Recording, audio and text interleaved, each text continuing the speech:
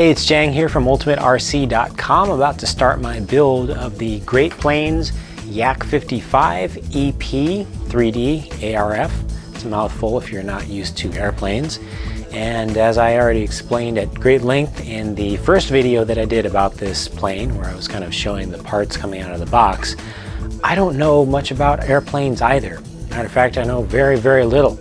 So this is going to be showing you what it's like for someone who's basically a complete newbie to RC aircraft, going through the process of building a foam aircraft for the very first time.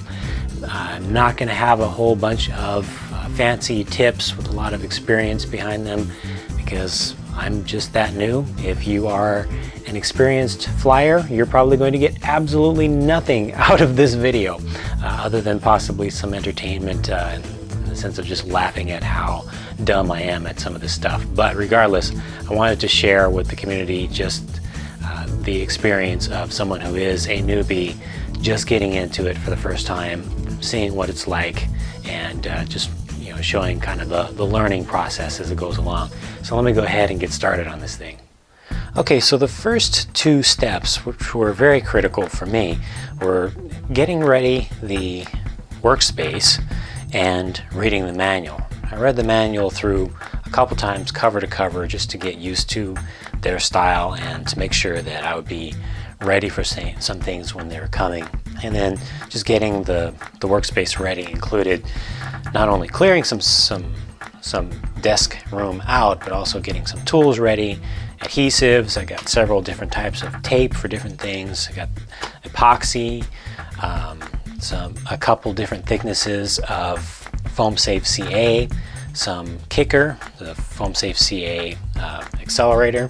Got a couple little cups, mixing cups for doing the epoxy with, some popsicle sticks, and some small little trays and spots in these CowRC work mats where I want to put just small bits of hardware if those are needed. And the very first steps for this build involve putting the wing together. It comes as two parts with some markings already applied. These are just solid symmetrical foam wings, lightweight styrofoam wings, and these are just going to be butted up to each other. And because the tolerances are already pretty good in there, I'm going to choose some medium CA glue to make that bond.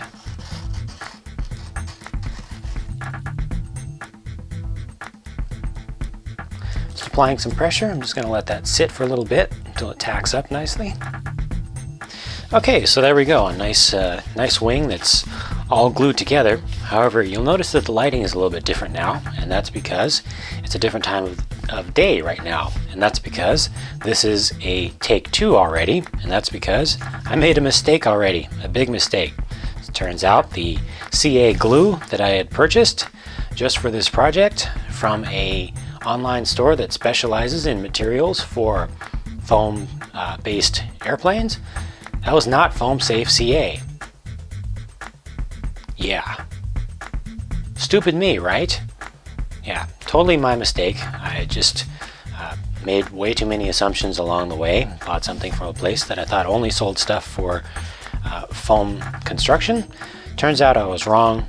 And so the next question might be, Jang, you newbie, you idiot, why didn't you test it? Well, thank you very much, but I did test it.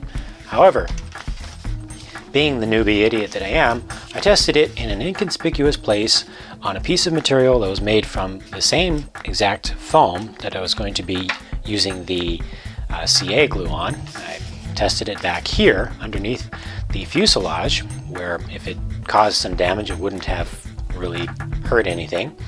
However, what I didn't realize is that even though this seems just like regular foam that was just injection molded, or however they mold it, that causes the surface to be fairly smooth, this is actually covered. The entire plane and the wing is actually covered with a thin sheet of something else. It's very, very, very thin, very, very, very smooth. It still sounds like styrofoam when you move your hand over it. Still kind of feels like it but it is covered with something. So as it turns out, I was not testing my CA glue on foam, even though I was trying. I was testing it on the covering. So, end result, I got pitting in the joint in the wing.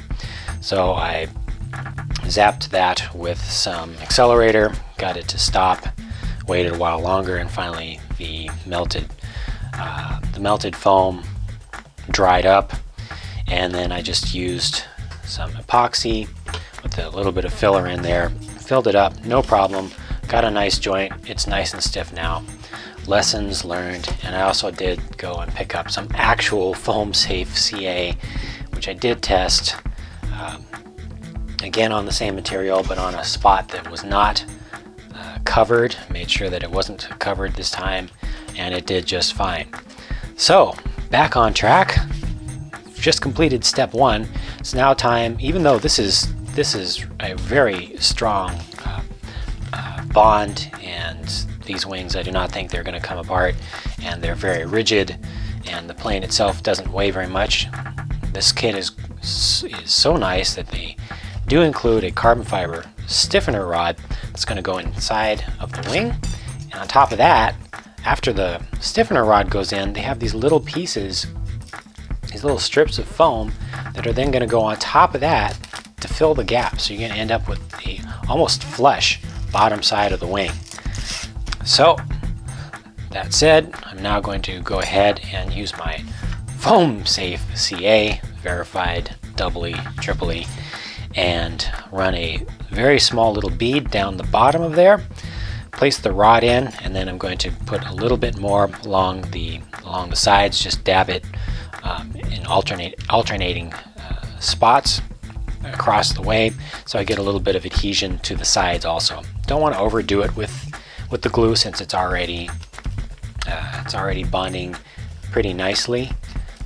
The wing is already pretty stiff, but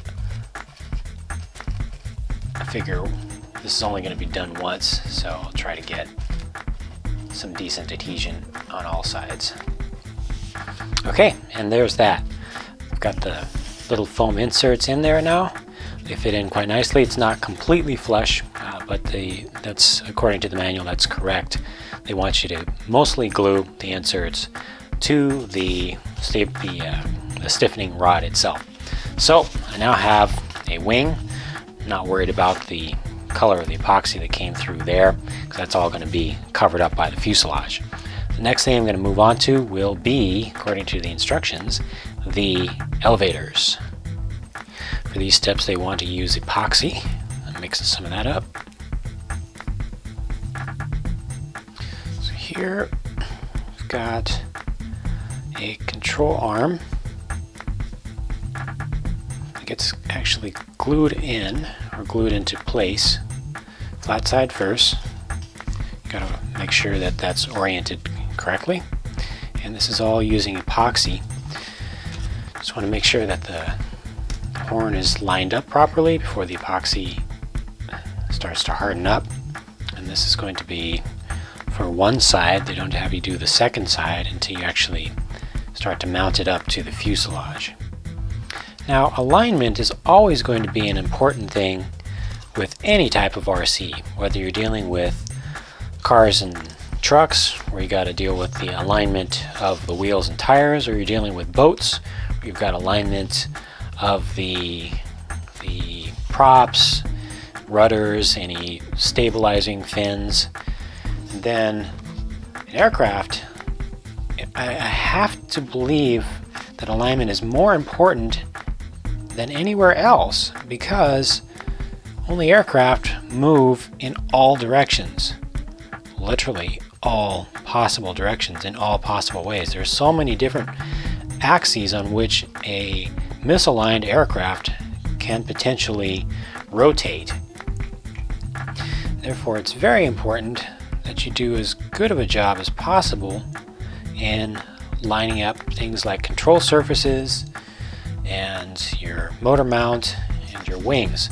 So for aligning these two guys, the horizontal stabilizers, which are actually just all elevator back here, they have you add your own scraps of flat material. You assume that you already have some. Across the back here like so, something wide enough, and then clamp that down. C-clamp. Probably do it with some light-duty double-sided tape, or just some regular tape strapped over it. But this is probably going to be the most reliable method, which is what they suggested in the manual. I've got the fuselage actually clamped down at the other end of the table just to keep it in place, and then I can make sure that the control horns are lined up. Put a little bit of pressure on there just to make sure that they are squeezed together all the way so there's no gap down in there. And then this little jig should help to keep them aligned at the same angle as viewed from the side. And this is using epoxy yet again, which should give it enough time to work. I actually did a little bit of prep work between cuts here, but that should hold nicely in place. There's no binding in there, actually reamed out just along the edge of these inserts that go through the fuselage, just to make sure that there wasn't any sprue, any little bit of plastic trim along the edge to cause binding, because felt like it was binding just a little bit, but now it's pretty smooth. So those should be able to stay together and behave well. Made sure that they are properly aligned. Give it one last little squeeze, and then I'll just pay attention to that as it dries up to make sure it doesn't separate. And then once that's fully dried, I will have a complete elevator assembly.